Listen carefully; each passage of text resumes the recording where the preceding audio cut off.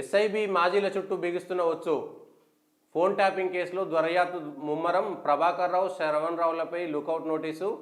ఇద్దరు అదనపు ఎస్పీల విచారణ, అరెస్టు. 2 గదుల్లో ట్యాపింగ్, విదేశీ టెక్నాలజీ వాడకం. ప్రణీత్ రావు విచారణలో కీలకమైనటువంటి ఆదేశాలు.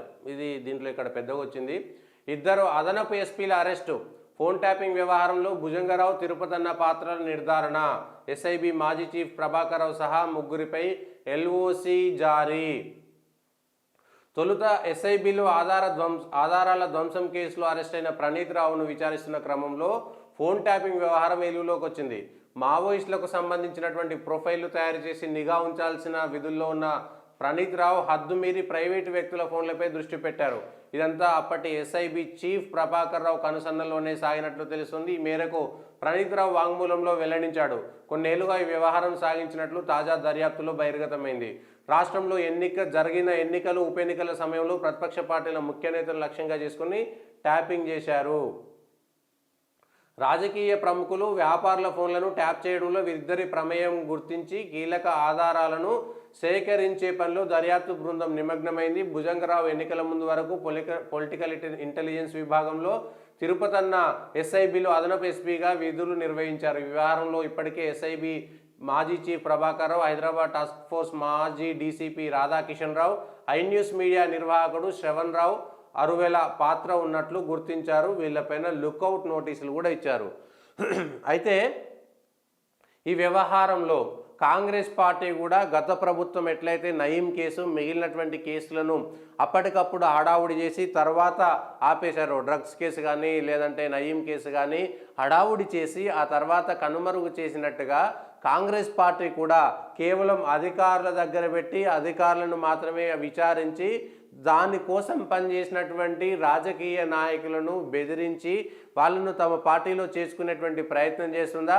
నిజంగా, ఎందుకంటే ఎస్ఐబికి సంబంధించినటువంటి ఈ ప్రణీత్ రావు కానీ, లేకపోతే ప్రభాకర్ రావు కానీ, లేకపోతే భుజంగరావు కానీ, లేకపోతే శ్రవణ్ రావు కానీ, వీళ్ళందరికీ సంబంధించినటువంటి అంశంలో రాధాకిషన్ రావు కానీ, వీళ్ళు ఎవరైనా సరే వాళ్ళ సొంతం కోసం చేసినటువంటి పనులు కావు. రాజకీయ నాయకుల, అప్పటి టీఆర్ఎస్ ప్రభుత్వంలో ఉన్నటువంటి నాయకులు, లేదంటే మంత్రులు, లేదంటే ముఖ్యమైనటువంటి కేసీఆర్ కుటుంబ సభ్యుల ఆదేశాల మేరకే ఇదంతా జరిగిందనేటువంటిది చిన్న పిల్లల్ని అడిగినా కూడా చెప్తారు. చిన్న పిల్లల్ని అడిగినా కూడా ఇదంతా కేవలం అప్పుడున్నటువంటి నాయకుల కోసం జరిగింది, రాజకీయాల కోసం జరిగిందనేటువంటిది చాలా స్పష్టంగా అర్థమవుతున్నటువంటి విషయం. మరి దాన్ని ఏం చేయాలి ఇప్పుడు?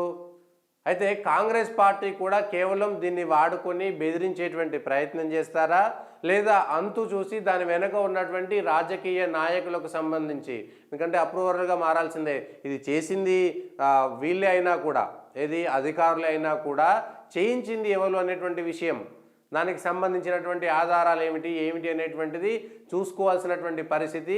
దీన్ని కాంగ్రెస్ పార్టీ తుదకంటూ తీసుకెళ్తుందా లేదంటే రాజకీయంగా అవసరాల కోసం కూడా వాడుకుంటుందా అనేటువంటి చూడాలి. సహజంగా రాజకీయ అవసరాల కోసం వాడుకుంటారు. ఇప్పటికే ప్రణీత్ రావుకు సంబంధించి పర్వతగిరిలో చేసినటువంటి ట్యాపింగ్ అంశంలో కూడా ఎర్రబెల్లి దయాకర్ రావు హస్తం ఉన్నట్టుగా ఉంది. ఆయనకు సంబంధించినటువంటి మనుషులు కూడా అక్కడ ఉన్నారు. ప్రణీత్ రావు బంధువులు, ఎర్రబెల్లి బంధువులకు సంబంధించినటువంటి వాళ్ళ ఇండ్లని వాడుకున్నారు అనేటువంటిది కూడా ఇందులో తేలింది. అయితే ఎర్రబెల్లి దయాకర్ రావు నాకు సంబంధం లేనటువంటి మాట చెప్పినా కూడా రాజకీయంగా ఎర్రబెల్లి దయాకర్ రావును అటు కాంగ్రెస్ పార్టీలో చేర్చుకునేటువంటి ప్రయత్నం సాగుతున్నదా అనేటువంటి కూడా చర్చ జరుగుతున్నది.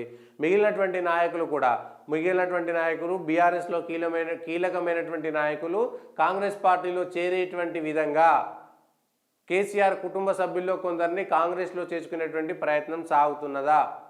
ఇది తేలాల్సినటువంటి అంశం. ఎంతమందిని చేస్తారు, ఎంతమందిని దీంట్లో వాడతారనేటువంటి పక్కన పెడితే రాజకీయంగా వాడుకుంటారా, నిజంగా కాంగ్రెస్ పార్టీ చిత్తశుద్ధితోటి మేము కాంగ్రెస్ పార్టీ టీఆర్ఎస్ లాగా వ్యవహారం చేయము, కేసీఆర్ లాగా వ్యవహారం చేయము, మేము ఖచ్చితంగా దీన్ని తుదకంటూ చూస్తాము అనేటువంటి అంశాలను ఎక్కడైనా చూస్తారా లేదా అనేటువంటి చూడాలి.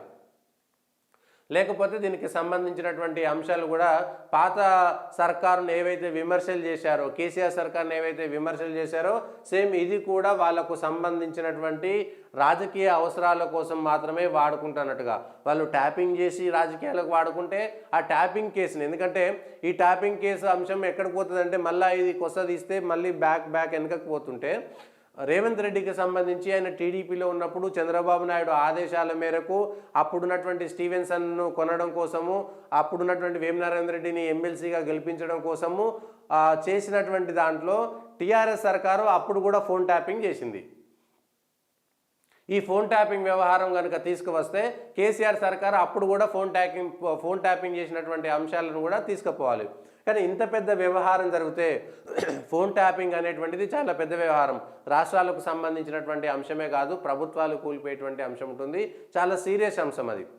గతంలో కూడా కేసీఆర్ సర్కారు పైన ఫోన్ ట్యాపింగ్ కేసు రాకుండా చాలా జాగ్రత్త పడ్డారు. అటు చంద్రబాబు నాయుడు కానీ ఇటు రేవంత్ రెడ్డి వ్యవహారంలో విషయంలో కానీ ఫోన్ ట్యాపింగ్ అంశము సిబిఐకి వెళ్లకుండా జాగ్రత్త పడ్డారు. బ్రీఫ్డ్ మీ అనేటువంటి కేసు మనకు తెలుసు. నాకు ఏసీబీ ఉంది, నీకు ఏసీబీ ఉంది అని అప్పుడు కేసీఆర్ చంద్రబాబు నాయుడు ఒకరికొకరు సవాళ్ళు విసురుకున్నారు. కానీ ఆ కేసును అక్కడికే ఆపుకున్నారు ఇద్దరు ఒకరికొకరు. ఎందుకంటే అటు చంద్రబాబు నాయుడు ముందుకెళ్తే ఆయనకే ఇబ్బంది వస్తుంది, కేసీఆర్ ముందుకెళ్ళినా ట్యాపింగ్ చేశాడు కాబట్టి అది తనకే వస్తుంది అనేటువంటి దాంతో నీకు నాకు అనేటువంటి దాంట్లో ఇద్దరు ఒకరికొకరు భయపడి వెనక్కి తగ్గడంతో అటు కేసీఆర్ అటే వేయండు, ఇటు చంద్రబాబు నాయుడు అటే వేయండు. చంద్రబాబు నాయుడు కూడా ఫోన్ ట్యాపింగ్ వ్యవహారంలో ఫోన్ ట్యాపింగ్ చేసినటువంటి కేసును ముందుకు తీసుకెళ్లలేదు. ఆ కేసు ఎందుకు వెనక్కిపోయింది? కేసీఆర్ సర్కారు ఈ ట్యాపింగ్ విషయం వరకే, కాంగ్రెస్ సర్కారు ఈ ఒక్క ఫోన్ ట్యాపింగ్ విషయం మాత్రమే ఎందుకు పట్టుకుంటుంది? రేవంత్ రెడ్డి సంబంధించినటువంటి అంశంలో ఓటుకు నోటు కేసు విషయంలో కూడా ఫోన్ ట్యాపింగ్ జరిగిందా లేదా? అప్పుడు ఎవరు అధికారులు ఉన్నారు, అప్పుడు ఎవరు మంత్రులు ఉన్నారు, దానిపైన కూడా విచారణ చేయాలి కదా, లోతుగా వెళ్ళాలి కదా. సరే అది మళ్ళీ రేవంత్ రెడ్డి మెడకో లేదంటే చంద్రబాబు నాయుడు మెడకో చుట్టుకుంటుందనేటువంటి వ్యవహారం చేస్తారేమో తెలియదు. అప్పుడు భయపడ్డట్టే లేక. సో ఆ కేసు బయటికి రాకుండా, ఓటుకున్నట్టు కేసు బయటకు రాకుండా ఇప్పుడున్నటువంటి కాంగ్రెస్ సర్కారు కూడా కేవలం అధికారుల అరెస్ట్ వరకు, అధికారుల వరకే, అక్కడి వరకే ఆపేస్తారా విచారణ? ఆ పైన ఉండేటువంటి నాయకులు, రాజకీయ నాయకులు, మంత్రులకు సంబంధించినటువంటి దాన్ని తీసుకెళ్తారా లేదా అనేటువంటిది క్లారిటీ లేదు. ఇప్పుడు ధైర్యం ఉంటే, నిజంగా కేసీఆర్ సర్కారు పైన కోపం ఉంటే, కేసీఆర్కు వ్యతిరేకంగా కాంగ్రెస్ సర్కారు పనిచేస్తే దీన్ని వాడాల్సినటువంటి అవసరం ఉన్నది. కేసీఆర్ సర్కారుకు సంబంధించినటువంటి ఫోన్ ట్యాపింగు 2012లో ఎప్పుడో 11లో జరిగినటువంటి కేసుకు సంబంధించినటువంటి అంశం దాకా వెళ్ళాలి, అంత లోతుగా వెళ్ళాలి.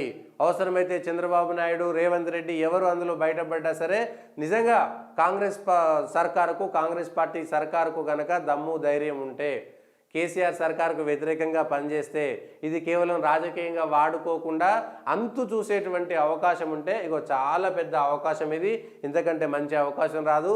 కేవలం ఈ అధికారుల వరకు మాత్రమే ఆపేటువంటి ప్రయత్నం చేస్తే మాత్రం ఖచ్చితంగా ప్రజలు చూస్తారు. మళ్ళీ కేవలం రాజకీయంగా ఆయన వాడుకున్నాడు, ఈయన వాడుకున్నటువంటి విషయం మాత్రం బయటకు వస్తుంది దానికి సంబంధించినటువంటి అంశంలో.